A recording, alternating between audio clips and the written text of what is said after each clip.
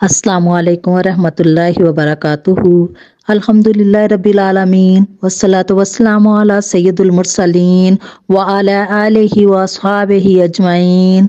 अम्मा बाद फ़ाऊज़ु बिल्लाहि मिनश शैतानिर रजीम। बिस्मिल्लाहिर रहमानिर रहीम। अजीज सामियात, आज का मेरा मौजू है नमाज अजीम तरीन इबादत है। नमाज अल्लाह का हक है और इसकी इबादत है, जो इसकी तौहीद, इसकी सना, इसकी बुजुर्गी, इसकी तरफ झुकने, इस पर तवक्कुल करने और दुआ करने का नाम है। नमाज का हर जुज मुस्तकिल इबादत है। तिलावत कुरान, अल्लाह ताला की हमदोसना करना, तस्बीह सुबहानक अल्लाहुम्मा आखिर तक पढ़ना, कलमा तौहीद कहना, ला इलाहा गैरुक अशहदु अल्ला इलाहा इल्लल्लाह, दुरूद शरीफ पढ़ना, दुआ मांगना, सजदा करना, रुकू करना वगैरह हर जुज मुस्तकिल इबादत है। लिहाजा नमाज सारी इबादत का मजमुआ बनी। एक और इतबार से नमाज मजमुआ इबादत है कि ये सारी मखलूक़ात की इबादत को जामिया है। मलाइका की इबादत, हैवानात की इबादत, नबातात की इबादत इसमें जमा है।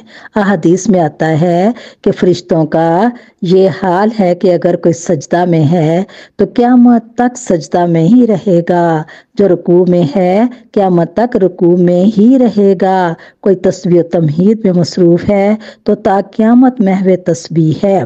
और हैवानात को अल्लाह रब्बुल इज़्ज़त ने ऐसी वज़ा में रखा है जो रुकू के मुशाबे है। दरख्त खड़े हैं तो ये क़याम इनकी इबादत है, तो अल्लाह ताला ने फ़रिश्तों का सजदा, तस्बीह तमहीद भी नमाज में रख दी। हैवानात का रुकू और नबातात का क़याम भी नमाज में रख दिया, तो गोया सारी मखलूक़ात की इबादत को जामिया हुई। अरकान इस्लाम की तादाद 5 है और नमाज इन 5 पर मुश्तमिल है, यानी हर रुकन का कुछ ना कुछ हिस्सा नमाज में मौजूद है। पहला रुकन तौहीद है, तो नमाज अव्वल से आखिर तक ऐलान तौहीद से भरपूर है। और दूसरा रुकन खुद नमाज है और तीसरा रुकन रोज़ा है, जिसकी हकीकत ये है कि तुलुए फजर से लेकर गुरूब आफ तक खाना पीना और ख्वाहिश नफ्स को पूरा करने की ममानियत है। जैसे कोई चीज़ खाने पीने से रोज़ा टूट जाता है, ऐसे ही नमाज भी टूट जाती है, तो गोया रोज़े की हकीकत भी नमाज के अंदर मौजूद है। इस्लाम का चौथा रुकन ज़कात है, जिसकी हकीकत ये है कि अपने माल की मखसूस मिकदार रज़ाए इलाही के लिए खर्च करना।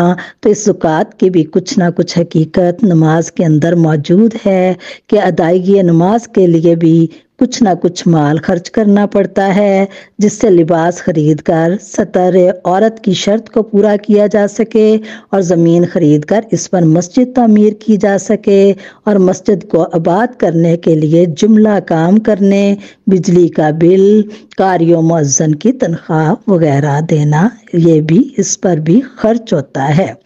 इस्लाम का 5वां और आखिरी रुकन है हज, और हज का ताल्लुक बैतुल्लाह के साथ है, तो इसका भी कुछ हिस्सा नमाज में मौजूद है। अगरचे नमाज की अदायगी के लिए काबातुल्लाह के पास जाना तो नहीं पड़ता, मगर ये शर्त ज़रूर है कि नमाज पढ़ने वाला दुनिया में जहाँ कहीं भी हो, इसको अपना चेहरा बैतुल्लाह की तरफ ही करना पड़ता है। नमाज वो अहम, अजीम और अफसल तरीन इबादत है कि इसकी वजह से कई और आमालो अशिया को भी फजीलत मिल गई। अजान, जिसका पढ़ने वाला क़यामत को सरबुलंद और दराज गर्दन होगा, जिसमें अजर इस कदर है कि हद बयान से बाहर, वो अजान सिर्फ नमाज ही के लिए दी जाती है। अगर नमाज ना होती तो अजान की भी ज़रूरत ना थी। वज़ू और तहारत के अपने फ़ज़ाइल हैं, वो भी सिर्फ नमाज ही की बदौलत हैं। मस्जिद की फजीलतें सिर्फ नमाज ही की बदौलत हैं। جماعت، صف اول، تکبیر اولا، صف میں دائیں طرف کھڑے ہونے کی فضیلتیں، مسجد کی طرف اٹھنے والے ہر قدم پر اجر و ثواب صرف نماز ہی کی بدولت ہے۔ تو اب سوچنے کی بات ہے کہ جب نماز کی بدولت کئی ساری اشیاء کو فضیلت مل گئی تو خود نماز کس قدر عظمت اور فضیلت والی ہوگی۔ حدیث قدسی کا مفہوم ہے، اللہ تعالیٰ فرماتا ہے جس نے اچھی طرح وضو کیا، 5 وقت کی نماز مقررہ وقت پر خشوع و خضوع کے ساتھ ادا کی، اس کے ساتھ میرا وعدہ ہے کہ اسے ضرور جنت میں داخل کروں گا۔ الغرض نماز ایک اہم رکن اور عظیم ترین عبادت ہے۔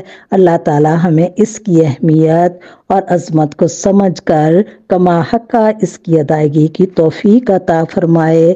آمین ثم آمین۔ اللہ حافظ۔